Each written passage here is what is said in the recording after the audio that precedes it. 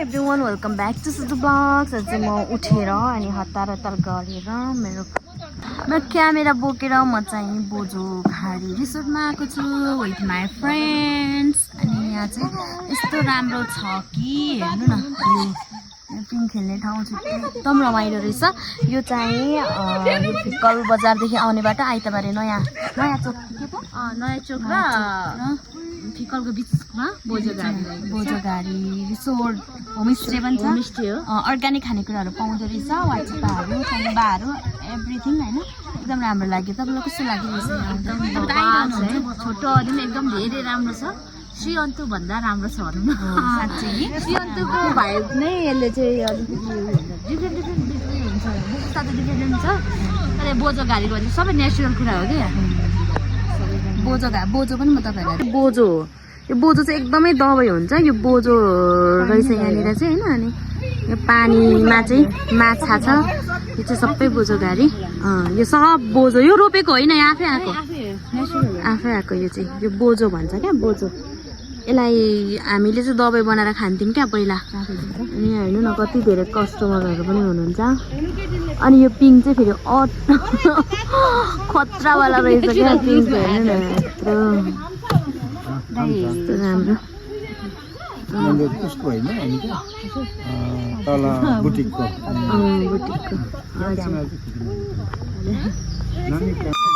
ल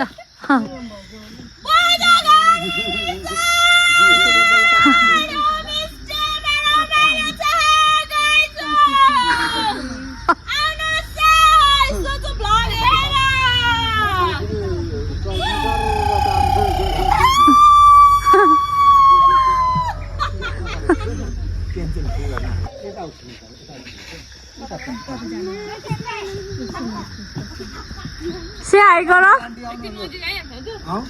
मेरे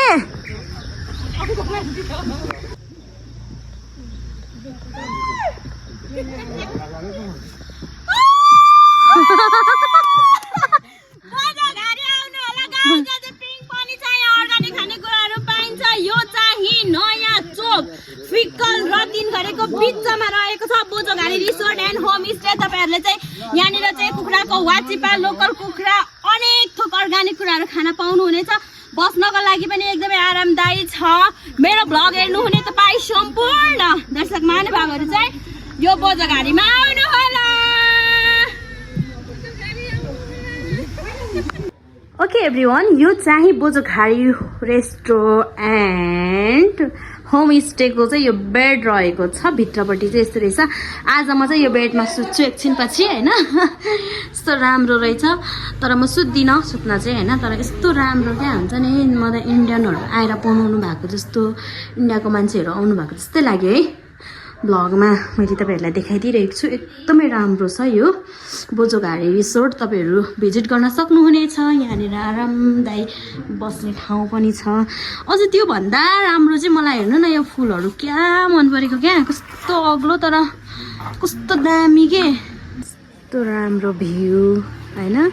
अनि यहाँ टी गार्डन, अनि यहाँ चाहिँ यो चाहिँ किचन रहेको छ। अनि यहाँ चाहिँ हामीले बस्ने खाने यो चाहिँ होमस्टे रहेको छ। यो चाहिँ फिक्कल जाने बाटो, कस्तो राम्रो राम्रो फ्लावरहरू। अनि यहाँ देख्न सक्नुहुनेछ बोर्डमा चाहिँ तपाईँहरूले बोजो घारी रेस्टुरेन्ट एन्ड होमस्टे। यो चाहिँ 3 घरे जाने बाटो गाइज। ओके, एकदमै राम्रो छ। यो चाहिँ कता जाने बाटो हो आई डोन्ट नो, तर जे होस् यस्तो राम्रो क्या। यो भ्यू हेर्नु न, भ्यू हेर्दै क्या रमाइलो लाग्ने के। यस्तो दामी होमस्टे होइन। मलाई चाहिँ भोक पनि लागिरहेछ। अब म यहाँ केही खानेकुराहरू खान्छु अनि जान्छु। यस्तो राम्रो, कति धेरै यहाँनिर कस्टमरहरू आउनु भएको छ, कता कताको घुम्न आउनु भएको छ। अनि यो चाहिँ फ्लावर रहेछ, दाई हुनुहुन्छ। यो टी गार्डन भयो होइन। अनि यो चाहिँ यहाँ चाहिँ पिङ खेल्ने ठाउँ रहेको छ। यहाँ चाहिँ एकदम आएर यहाँ बसेर कफी खानु, आफ्नो मनपर्ने मान्छेसँग बसेर कफी खानुको मजा छुट्टै हुन्छ यहाँ चाहिँ। कस्तो राम्रो क्या, वाउ फ्लावर।